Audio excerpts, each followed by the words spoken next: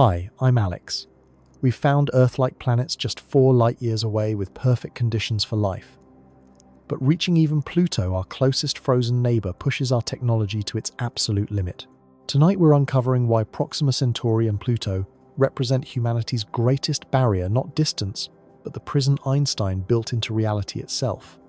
Can we ever escape, or are we forever trapped staring at worlds we'll never touch? Before we start, a gentle subscribe helps this channel keep growing. Now, let's begin. Imagine yourself falling through a rain of diamonds worth $10 trillion each, gem hurtling toward you at the velocity of a sniper's bullet, punching through everything in its path in less than half a second.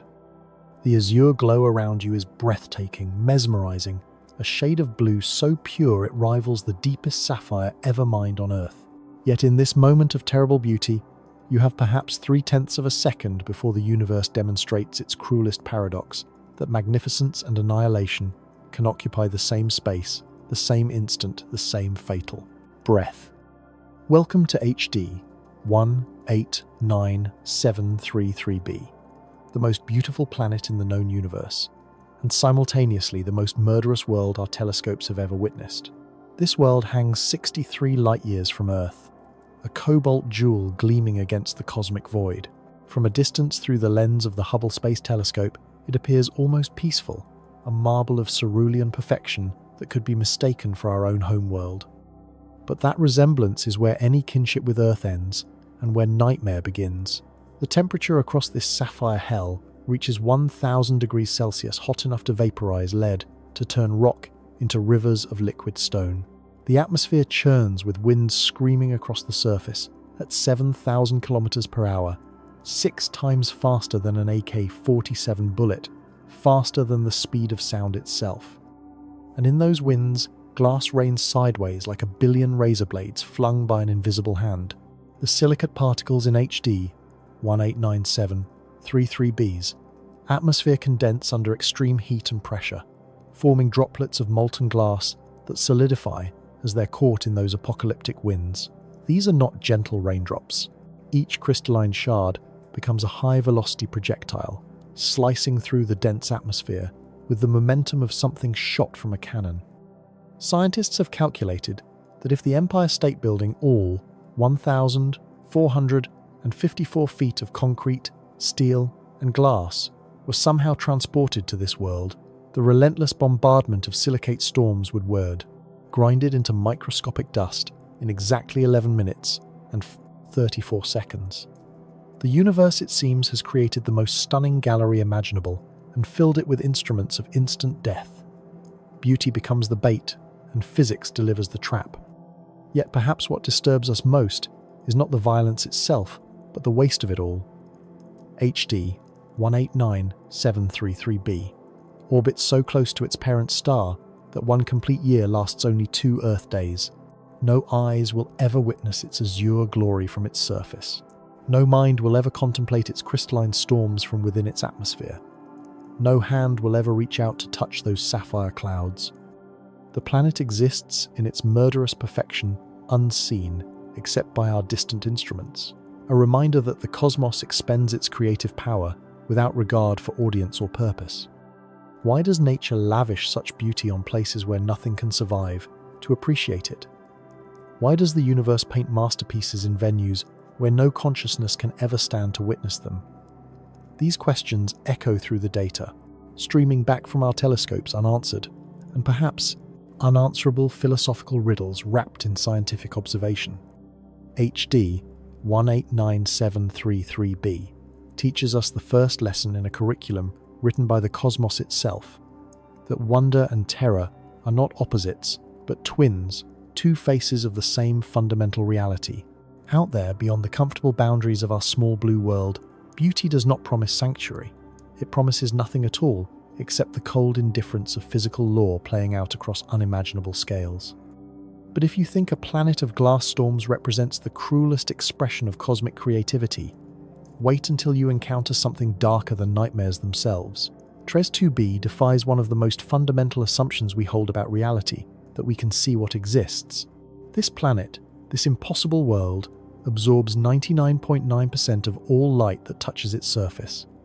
It is blacker than coal, blacker than asphalt at midnight, blacker than the darkness itself. Astronomers call it the darkest planet ever discovered, but that clinical description fails to capture the profound eeriness of what we're actually observing. Picture yourself standing 1 kilometer from TRES 2b, hovering somehow in the void beside its parent star, a blazing sun pouring forth an ocean of light. That star illuminates everything around you, the metal of your hypothetical spacecraft, the stars beyond the fabric of space itself. Yet when you turn toward TRES 2b, you see nothing.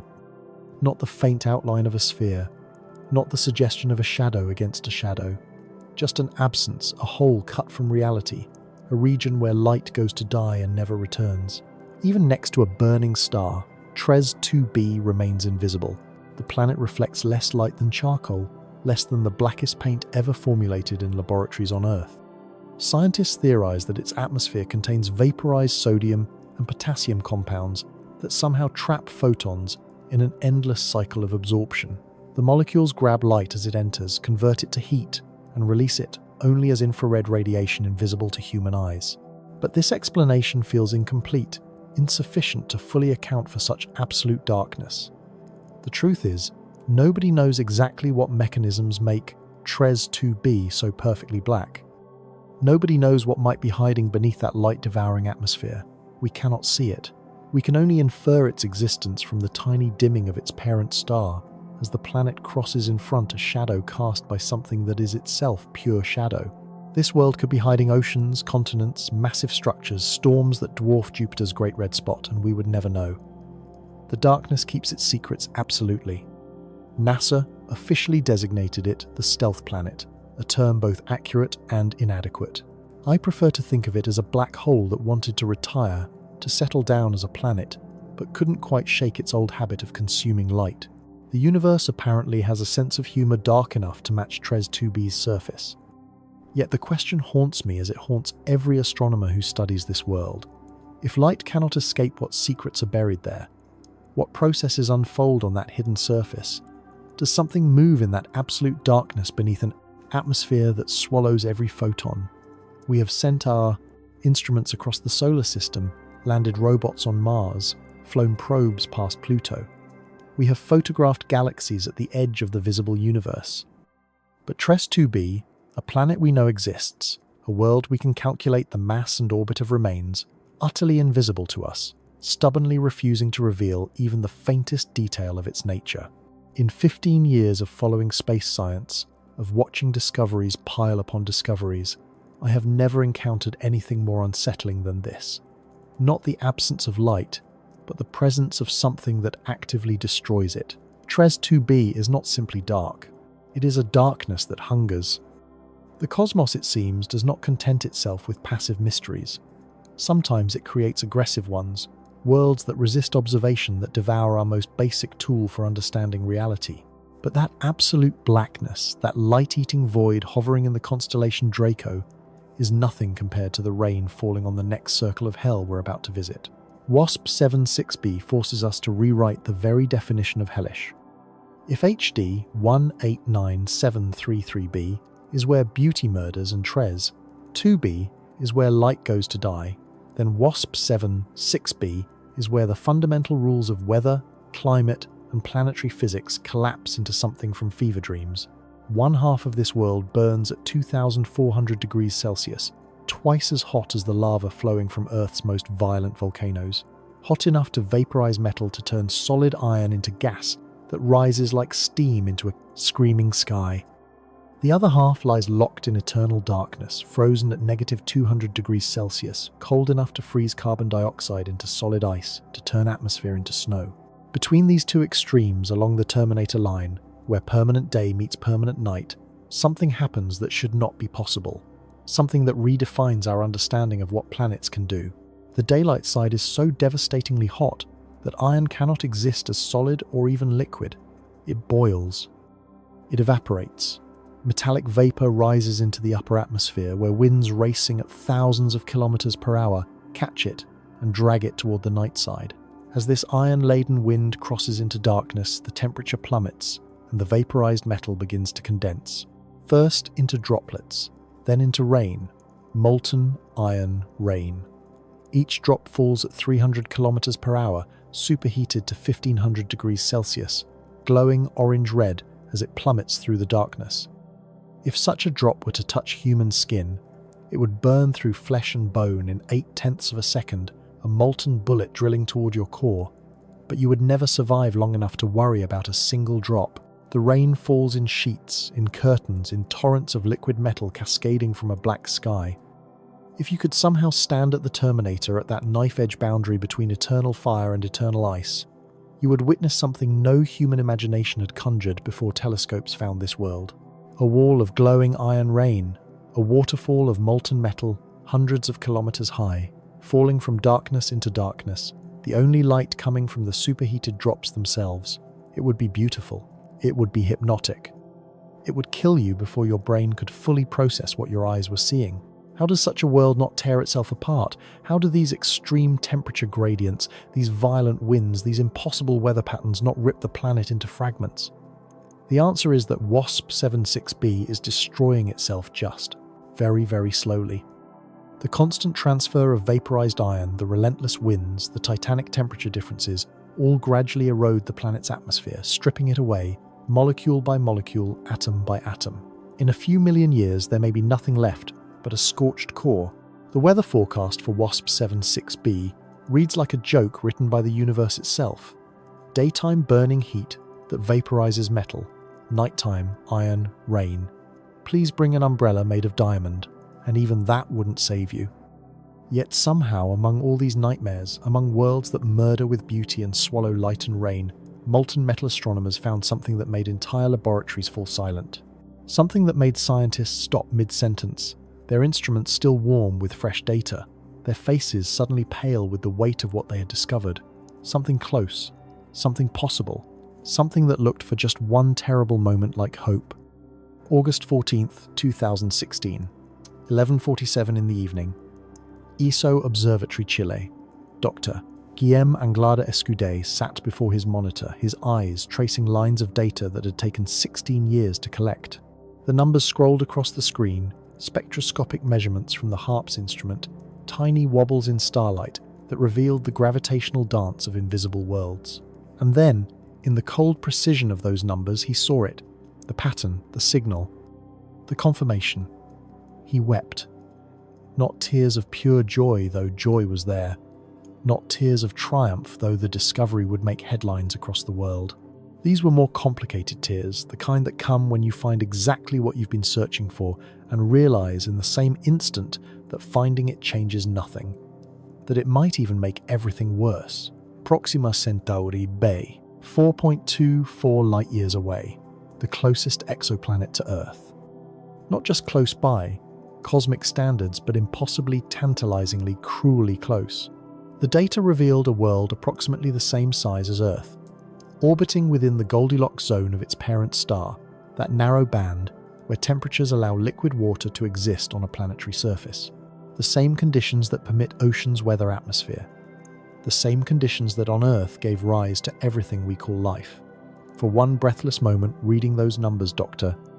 Anglada Escudé held in his hands the coordinates to a second home, a neighboring world where humanity might one day walk beneath an alien sky. Then reality, as it always does, arrived to collect its debt.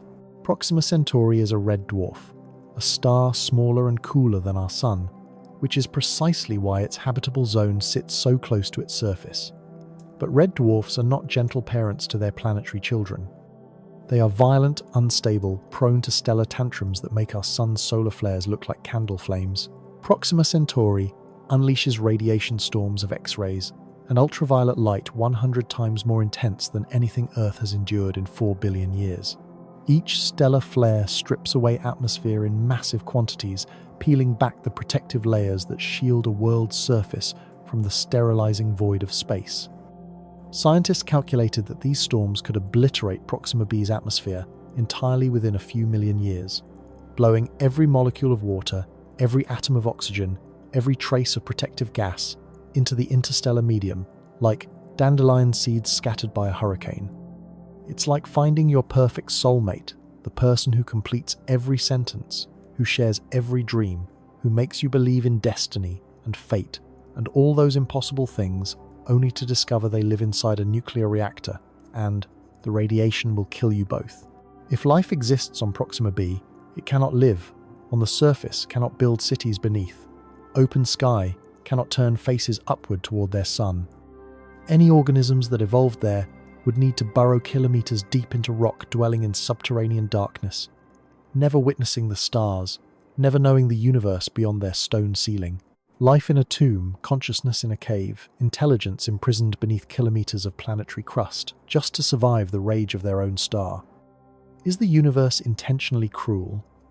Does it derive some cosmic amusement from dangling hope before us, from placing the most Earth-like planet ever discovered, the closest potentially habitable world we may ever find in orbit, around a star that constantly tries to sterilize it? Or is this simply what existence looks like at scale, indifferent to our narratives of meaning and purpose? Utterly unconcerned with whether we find what we're looking for or spend eternity reaching toward poisoned gifts? The closest world that might harbor life is also the most hostile to it, and reaching out to touch that poisoned jewel requires a number that will stop your breath entirely. Let's talk about numbers that break human comprehension. New Horizons, the fastest spacecraft ever built by human hands, the probe that flew past Pluto and sent back those stunning images of a world no one expected to be so beautiful, travels at 58,000 kilometers per hour. It screams through space at such velocity that it could cross the United States in 3 minutes, could circumnavigate Earth in less than an hour. It is by every measure we have astonishingly, almost impossibly fast. To reach Proxima Centauri b, travelling at that speed would require 80,000 years. Think about that timeline. If Neanderthals, those ancient cousins of humanity who painted caves and buried their dead with flowers, if they had somehow built New Horizons and launched it toward Proxima Centauri, it would be arriving right now, this year, this moment. Everything that defines human civilization, every empire that rose and fell, every language spoken and forgotten, every city built and turned to dust, every lifetime lived across 800 generations, all of that would unfold in the time it takes to make that journey. We can see Proxima Centauri b. We can measure its mass, calculate its orbit, estimate its temperature. We can imagine what standing on its surface might feel like, what color its sky might be, but we cannot reach it. Not with anything resembling current technology, not within any time frame that holds meaning for creatures who measure existence in decades. Unless we embrace madness, the Breakthrough Starshot project, backed by Stephen Hawking and billionaire Yuri Milner before Hawking's death, proposes something that sounds more like science fiction than science nanospacecraft weighing only a few grams, equipped with light sails accelerated by gigawatt-class laser beams fired from Earth. For a few seconds, those lasers would shine brighter than the sun itself, pouring concentrated light onto sails, thinner than plastic wrap, pushing them to 20% of light speed, 215,000 kilometers per second. At that velocity, the journey to Proxima Centauri would take only 20 years. 20 years. A breakthrough, a revolution, a way to reach neighboring stars within a human lifetime. Except for the problems that turn breakthrough into pipe dream. The energy required to accelerate even these tiny craft demands a nuclear power plant running at full capacity for 10 minutes per spacecraft. The cost, the infrastructure, the sheer industrial mobilization necessary to send even a handful of these probes makes the Apollo program look like a middle school science fair. And that's before we address the fundamental physics of moving that fast through space that isn't actually empty. At 20% of light speed, a dust particle 1/10 of a millimeter across a grain so small you couldn't see it with the naked eye carries the kinetic energy of 1 ton of TNT detonating, a mini nuclear bomb. Each speck of interstellar dust becomes a bullet that could vaporize the entire spacecraft. There is no shielding light enough to carry and strong enough to protect against such impacts. The craft would need to thread through a cosmic minefield where every obstacle is invisible and every collision is fatal. A navigational error of just 0.001 degrees at launch translates to missing the target by 40 billion kilometers. And there are no brakes, no way to slow down, no method to stop and look around. The spacecraft would flash past Proxima Centauri in seconds, snap a few blurry photographs and vanish forever into the void, beyond a postage stamp-sized machine traveling 1,400 times faster than a bullet alone in darkness for 20 years, all to capture a handful of images before becoming eternal debris. Is this science, or the grandest gamble in human history? We've just witnessed 5 worlds, from lethal beauty to light-devouring darkness, to iron rain, to poisoned hope, to impossible distance. And each one screams the same message. With crystalline clarity, the universe does not care about human dreams. It does not adjust its laws to accommodate our ambitions.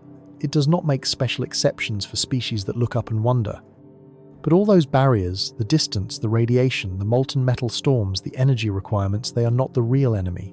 The true adversary locked us in a cage 119 years ago, and the torturer who designed that prison was named Einstein, 1905. A patent office in Bern, Switzerland. A young clerk with unruly hair and a talent for thought experiments publishes a paper that will fundamentally reshape humanity's understanding of reality.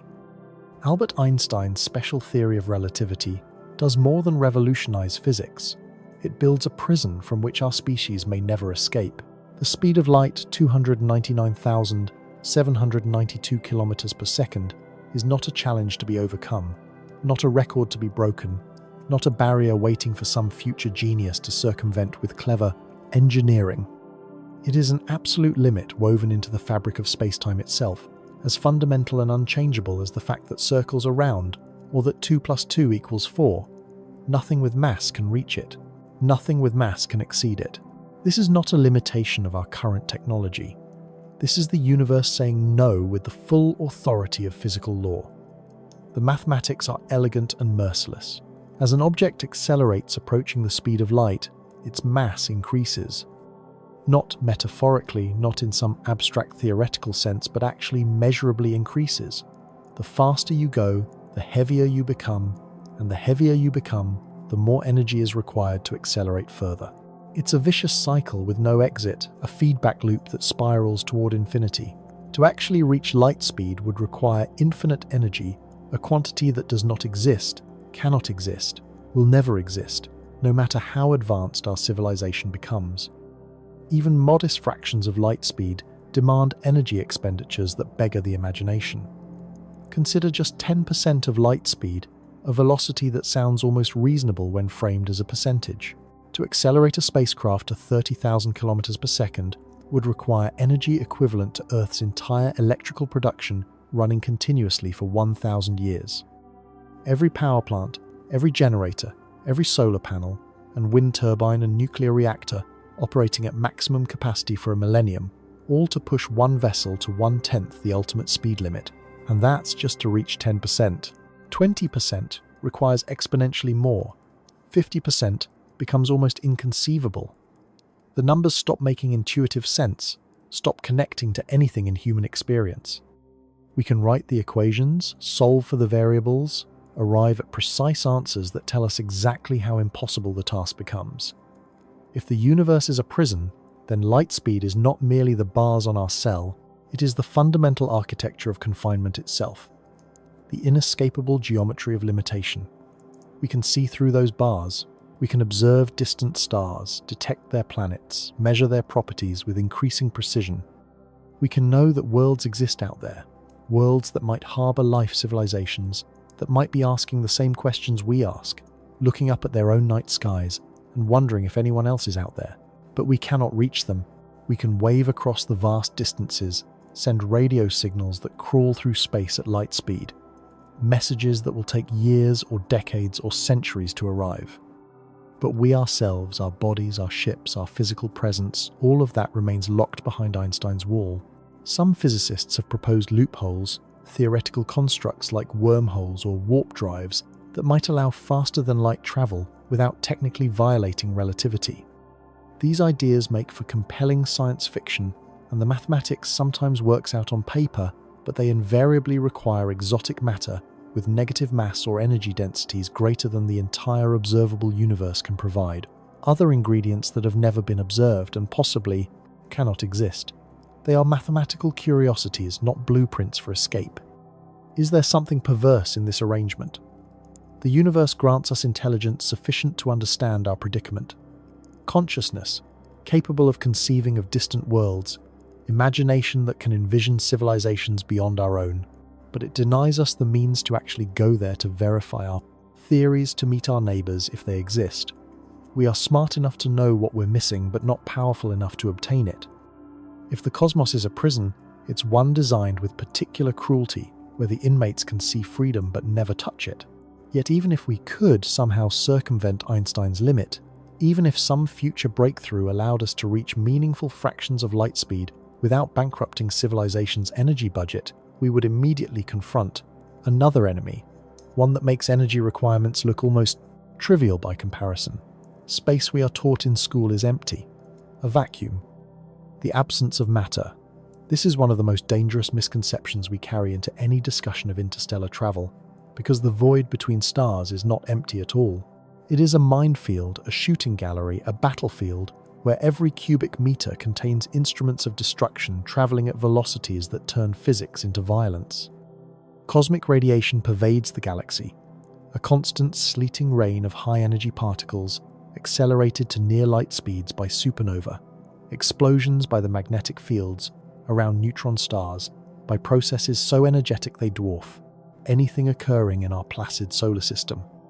These particles, mostly protons, but also heavier atomic nuclei, carry energies measured in giga-electron volts.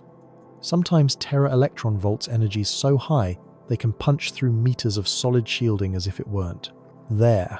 What do these particles do when they strike living tissue? They shred DNA molecules, snapping the delicate double helix like breaking dry spaghetti, creating mutations that can turn cells cancerous or simply kill them outright. A human, unprotected in deep space, would absorb a lethal radiation dose within hours, perhaps minutes, depending on local conditions. Even inside a spacecraft shielded by walls of metal and plastic, the radiation accumulates, a silent assassin that cannot be seen or felt until the damage is already done. Electronics fare no better.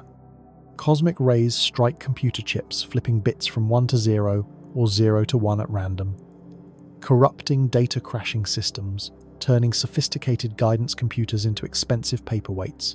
Every spacecraft we've sent beyond Earth's protective magnetic field has dealt with this problem, employing redundant systems, error-correcting code, radiation-hardened components that sacrifice processing power for reliability. On a journey lasting decades or centuries, the cumulative damage becomes catastrophic. There is no repairing a fried circuit board when the nearest electronics store is 4 light-years away, but radiation at least is a known threat, one we can measure and model and attempt to mitigate. The dust is worse. Interstellar space contains approximately 1 atom per cubic centimeter, a density so low it would be considered a perfect vacuum in any laboratory on Earth. Yet across the billions of kilometers of a star journey, a spacecraft plows through countless cubic meters, and that tenuous medium adds up. More concerning are the dust grains, solid particles ranging from molecules to micron-sized specks scattered throughout the galaxy like invisible landmines. At ordinary speeds, dust is harmless, a nuisance at most, but velocity transforms everything. At 20% of light speed, the velocity proposed for breakthrough Starshot's nanoprobes, a dust grain 1/10 of a millimeter across, smaller than the period at the end of this sentence, strikes with the kinetic energy of 1 ton of TNT detonating. It becomes a miniature nuclear weapon, a bullet that vaporizes everything it touches, punching through, shielding through instruments, through anything in its path. The universe starts to resemble that old arcade game Asteroids, where obstacles hurtle toward you from all directions, and survival depends on dodging or destroying everything before it reaches you. Except in this version, there is no fire button, no shields that regenerate, and definitely no reset button when you lose. The game ends when physics wins, and physics always wins eventually. How does anything survive passage through this violent desert? The honest answer is that we don't yet know if it can. Proposals for interstellar missions include concepts like magnetic deflectors that would push charged particles aside, or sacrificial layers of material designed to ablate under impact, spending themselves to protect the payload behind them. But these are untested theories, engineering dreams that look plausible in simulation, but have never faced the reality of interstellar space. The question haunts every discussion of star travel. How do we cross a battlefield where we cannot see the enemy, cannot predict when or where the next attack will come, and where a single hit might end everything? How do we navigate a shooting gallery where the bullets are invisible and travel at appreciable fractions of light speed themselves? And if by some miracle of engineering and fortune we solve the energy problem, circumvent Einstein's wall, and survive the radiation and dust, then we encounter an adversary more patient and implacable than any physical threat. Time destroys everything. Given sufficient duration, entropy grinds mountains into sand, evaporates oceans, turns civilizations into archaeological puzzles. This is not philosophy or poetry. This is thermodynamics, the second law that governs all physical systems, the one-way arrow that points inexorably toward disorder and decay. And nowhere does time demonstrate its destructive power more clearly than in the context of journeys measured not in years but in centuries or millennia. Consider a spacecraft designed for an interstellar voyage built from the finest materials Earth's industries can provide. Steel alloys that can withstand tremendous stress. Composite materials engineered for strength and low weight. Electronics encased in radiation-hardened packaging. Fuel tanks if we're using conventional propulsion or solar sails or whatever propulsion system we choose. All of it manufactured to the highest tolerances, tested exhaustively, certified for the mission ahead. Now launch that spacecraft toward a star hundreds or thousands of years away and watch what time does. The metals exposed to constant cosmic radiation begin to weaken at the molecular level. High-energy particles knock atoms out of their crystalline lattices, creating defects, vacancies, disruptions in the structure that compromise strength. This is not rapid. There is no dramatic failure in the first year or even the first decade. But over centuries, the cumulative damage transforms strong metal into brittle material prone to catastrophic fracture. The composite materials fare no better. Radiation breaks chemical bonds, cross-linking polymers in ways that make them rigid and fragile, or cleaving long-chain molecules into shorter fragments that lose their structural properties.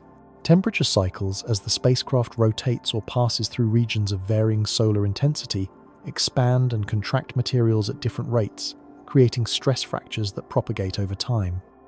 What began as state-of-the-art engineering becomes a deteriorating relic, degrading with every passing year.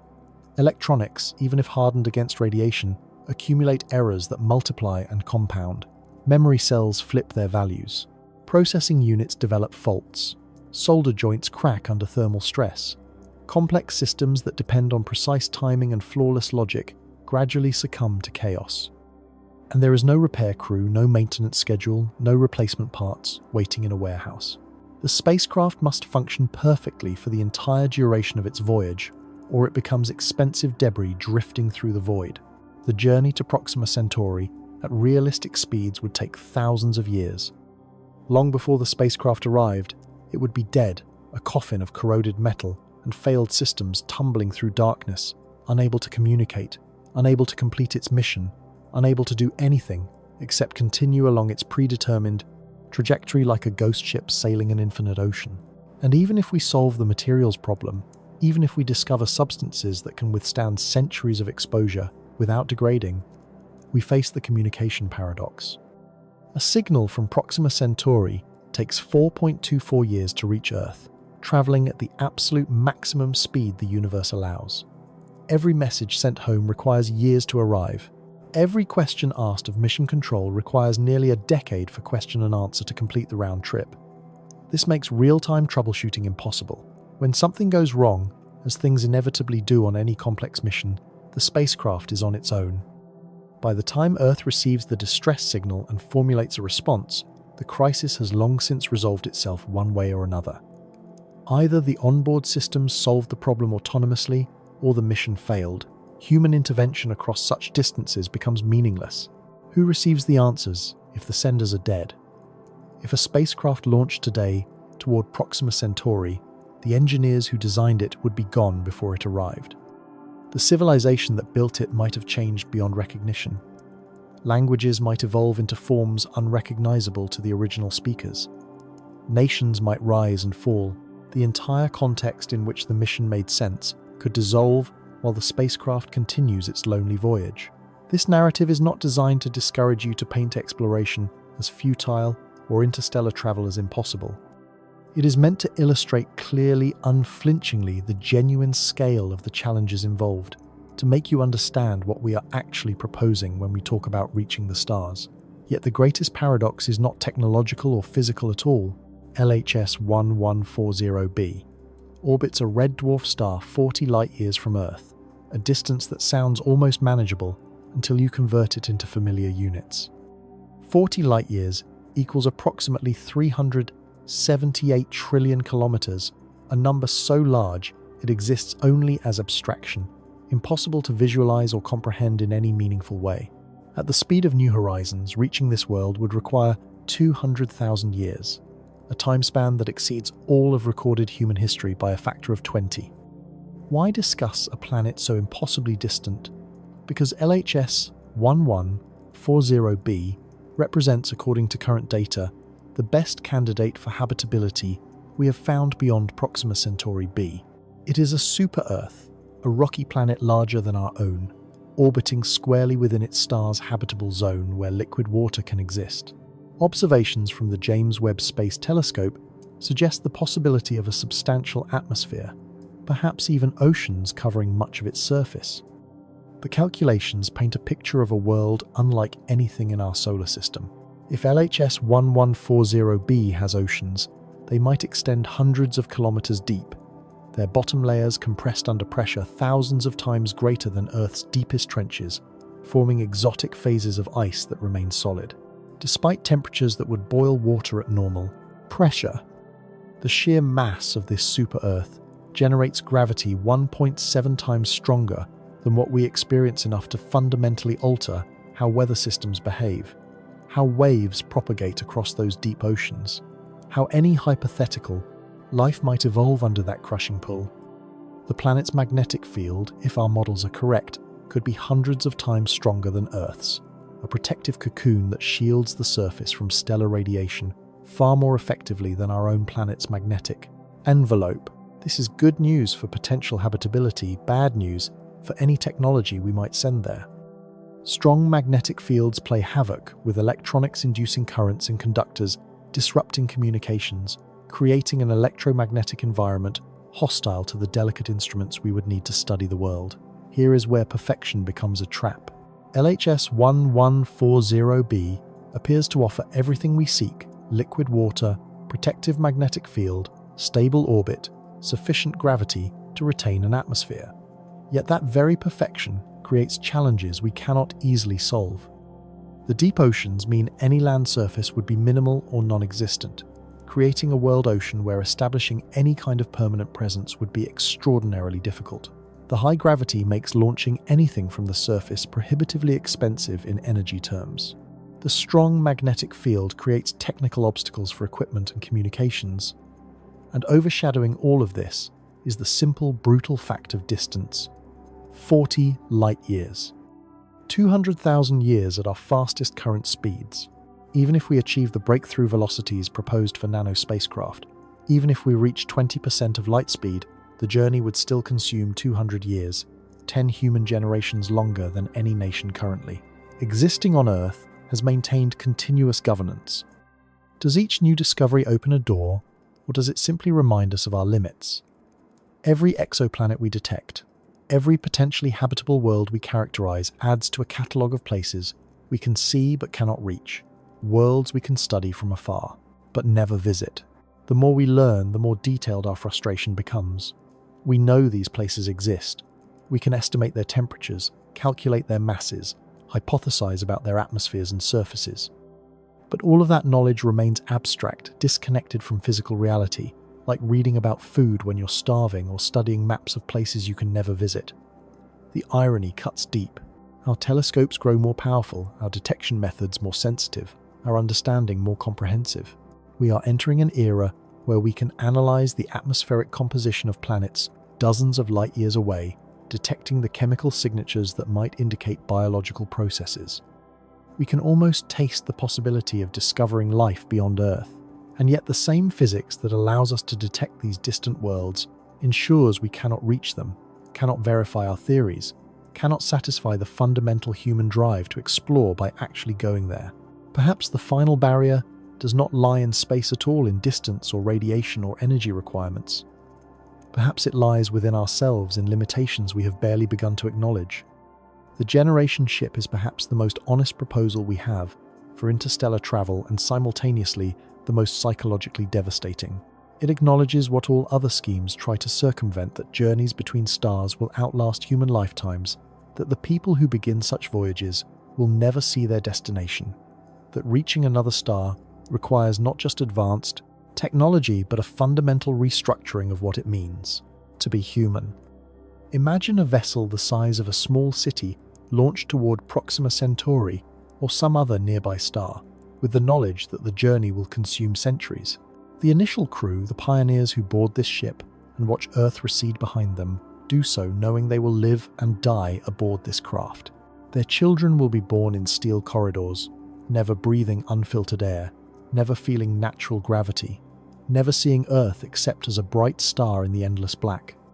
Those children will have children of their own, and those grandchildren will have descendants generation upon generation, living out their entire existence in a closed metal environment, hurtling through the void at some fraction of light speed.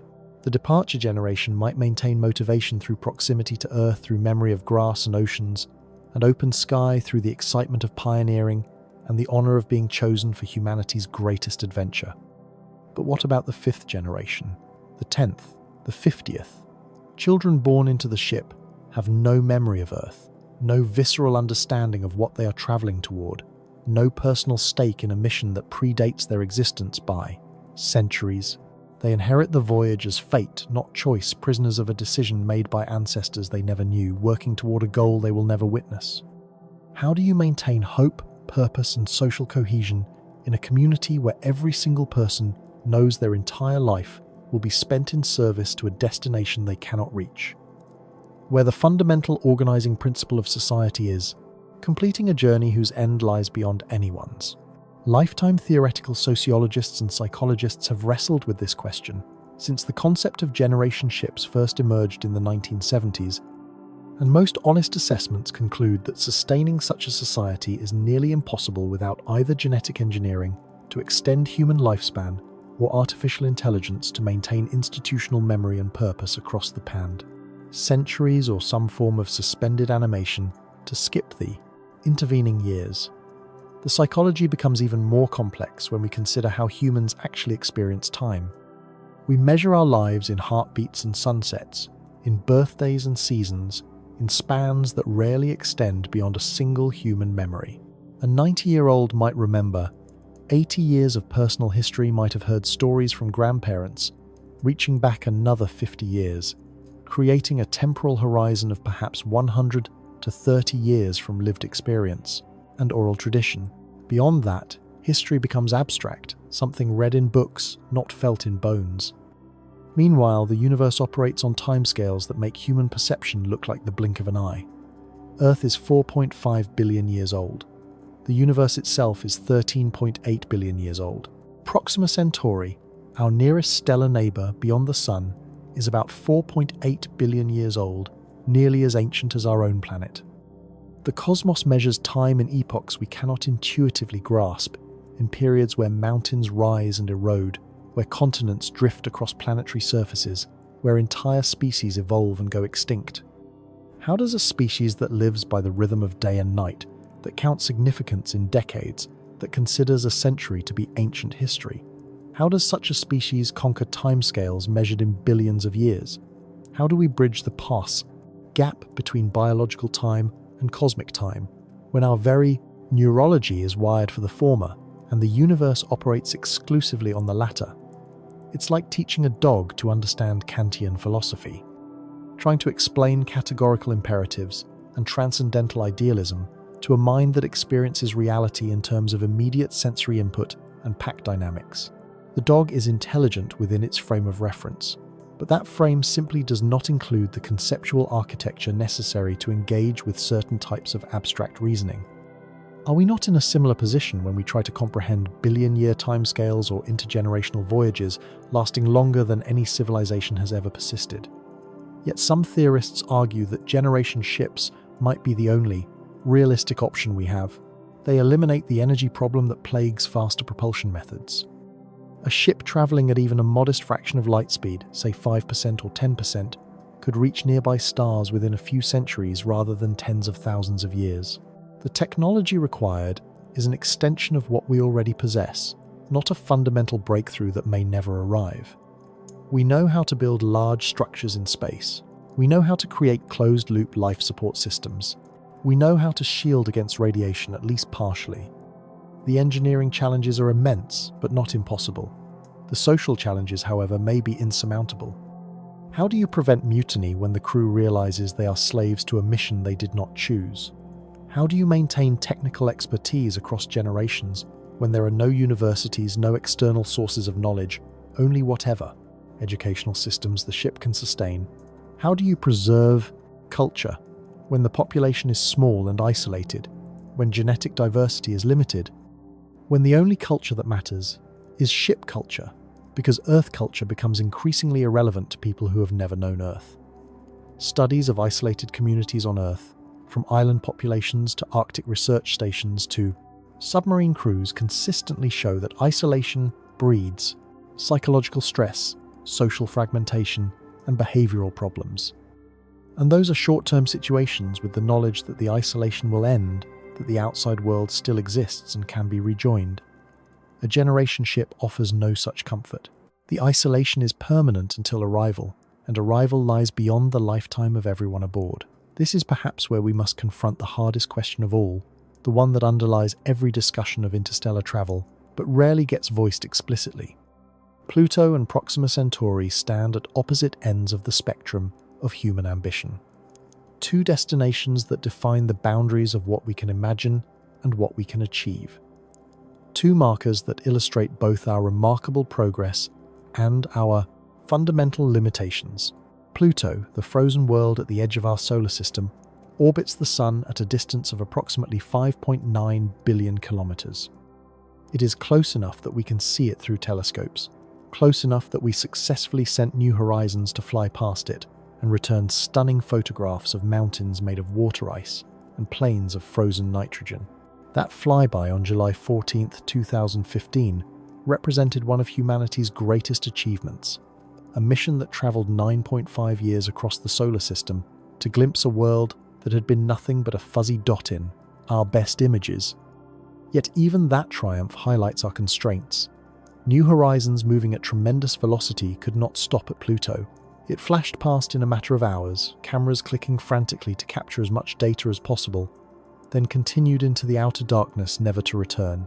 We saw Pluto, but we did not land there, did not walk its surface, did not establish any permanent presence.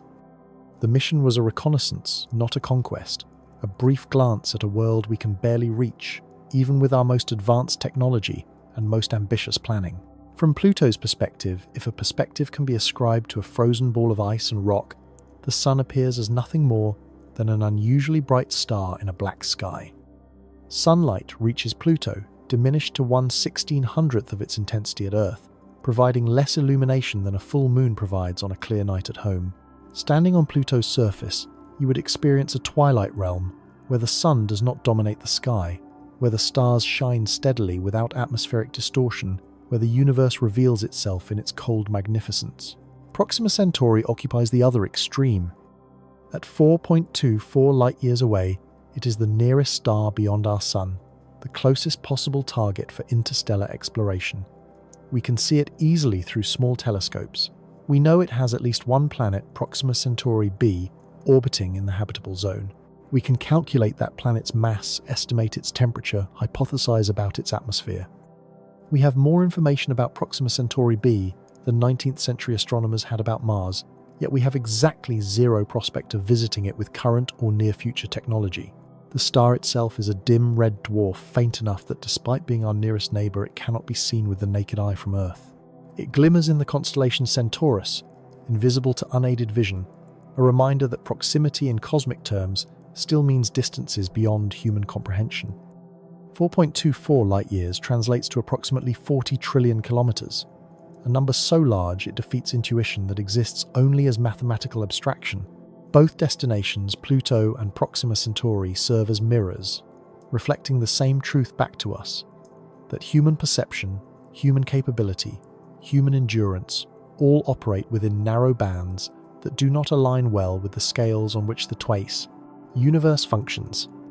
We are creatures built for planetary surfaces for gravity, near one Earth standard for temperatures within a relatively narrow range for timescales measured in decades rather than centuries or millennia. Everything about our biology, psychology, and social organization reflects adaptation to Earth's environment, and moving beyond that environment requires not just new technology, but fundamental transformation of what we are. The distance to Pluto challenged us and we rose to meet it, but only barely, only with tremendous effort and cost, and only to achieve a flyby lasting hours. The distance to Proxima Centauri does not challenge us, it mocks us. It stands as an absolute barrier that we can see, but cannot cross a destination we can identify, but cannot reach a goal that remains perpetually out of grasp, no matter how clever our engineering or determined our effort. Consider what we have accomplished in the last 30 minutes of this narrative. We began with worlds where glass rains sideways at bullet velocity, where planets swallow light itself, where molten iron falls from black skies. We examined the physics that imprisons us, the radiation and dust that would destroy any vessel traveling at meaningful fractions of light speed, the erosive effects of time on materials and missions. We contemplated the psychological impossibility of generation ships, the fundamental mismatch between human perception and cosmic timescales. All of this raises a question that cuts deeper than engineering or physics. Are these distant stars destinations at all, or are they measuring sticks? Are we supposed to reach them, or are they simply there to show us how far we have yet to go? How much we have yet to learn, how fundamentally we must change before we can call ourselves a spacefaring civilization in any meaningful sense? Perhaps Proxima Centauri and Pluto are not challenges to overcome, but mirrors to examine. Reflections that show us not how to build better rockets, but how to understand ourselves better, how to recognize both our capabilities and our limitations, how to find meaning in exploration even when the distances are too great and the timescales too long and the obstacles too numerous. Every time we look at Proxima Centauri, we are looking into the past, seeing light that left that star 4.24 years ago. The star we see is not the star as it exists now, but as it existed when that light began its journey. And that past lies forever, beyond our touch, separated from us, not just by distance, but by the fundamental structure of space-time itself, by the speed of light barrier that Einstein revealed and that no clever engineering has yet circumvented. The answer to whether these are destinations or measuring sticks lies not in the stars themselves, but in how we respond to them, in what we choose to do with the knowledge of our limitations. Proxima Centauri and Pluto teach us the most important lesson that science can offer, though it is not the lesson we wanted to learn. They teach us that science is not merely about discovery and capability, not simply about measuring the universe and bending it to our will. Science is equally about recognizing limits, about understanding constraints, about mapping the boundaries of what is possible, and accepting that some boundaries may never be crossed regardless of how much we advance. To reach the stars, we must change what it means to be human, not metaphorically, not in some inspirational poster sense, but literally fundamentally at the level of biology and psychology and social organization. We must either extend human lifespan to cover the centuries required for interstellar journeys, or we must develop suspended animation that allows us to skip across those centuries, or we must create artificial intelligence, sophisticated enough to pilot ships and maintain missions across timescales that exceed organic patience. We must either accept that the people who leave will not be the people who arrive, that voyaging to the stars means sacrificing your own life for a goal your distant descendants might achieve, or we must abandon the dream entirely and satisfy ourselves with remote observation through ever more sophisticated telescopes. This is not just about building better spacecraft. Rockets we understand, propulsion systems we can engineer, shielding against radiation, recycling air and water, generating power in deep space. All of these are challenging but solvable technical problems. The unsolvable problems are human. They reside in our neurology, our psychology, our fundamental nature as beings who experience time in heartbeats and measure significance in lifetimes. How do we develop the patience to plan for outcomes we will never see? How do we maintain motivation for projects that will not bear fruit for generations? How do we convince people to sacrifice their own lives, their own experiences, their own possibilities for the abstract benefit of strangers? Centuries in the future, these are not engineering questions. They are questions of meaning, purpose, identity, questions that strike at the core of what makes us human, and whether those core characteristics are compatible with interstellar ambition. And here we encounter the final, most bitter paradox. We search desperately for life beyond Earth, pour billions of dollars into telescopes and radio arrays, listening for signals from other civilizations, analyze the atmospheric compositions of distant planets, hoping to find the chemical signatures of biological processes. We dream of contact, of conversation, of learning, that we are not alone in this vast cosmos. Yet simultaneously we destroy the only planet we know for certain harbors life. Every single day, species go extinct on Earth because of human activity. Forests fall, oceans acidify. The climate shifts in ways that disrupt ecosystems that took millions of years to evolve. We have identified the problems, understand the mechanisms, know what needs to change, yet we continue the destruction because the economic and political systems we have created prioritize short-term gain over long-term survival. We are intelligent enough to reach for the stars, but apparently not wise enough to preserve the world beneath our feet. The contradiction is stark and painful. We invest enormous resources in finding habitable planets light years away, while rendering our own planet less habitable with each passing year. We search for water on Mars while draining aquifers on Earth. We dream of terraforming other worlds while destroying the terraform we were given. Intelligence, it seems, is not the same as wisdom. Knowledge is not the same as judgment. We have the capacity to understand our situation, but lack the collective will to change it. Can human intelligence transcend its own nature? Can we overcome the instinct for immediate gratification, for tribal competition, for prioritizing the present over the future? Or are we locked into patterns of behavior as surely as we are, locked into our light-speed cage prisoners not of physics, but of our own evolutionary heritage? The stars do not offer promises, they offer reminders. They remind us that the universe operates on scales we cannot easily grasp, that our concerns and conflicts are tiny against cosmic backdrops, that the anger and division consuming human societies look absurd when viewed from the perspective of deep time and vast distance. They remind us that if we want to reach beyond our planet, we must first prove we can take care of the planet we have. Perhaps this is the ultimate test. Perhaps civilizations do not earn the right to spread among the stars until they demonstrate the wisdom to sustain themselves on a single world, the patience to plan across generations, the unity to cooperate on challenges that affect everyone rather than fragmenting into competing factions that prioritize narrow interests over collective survival.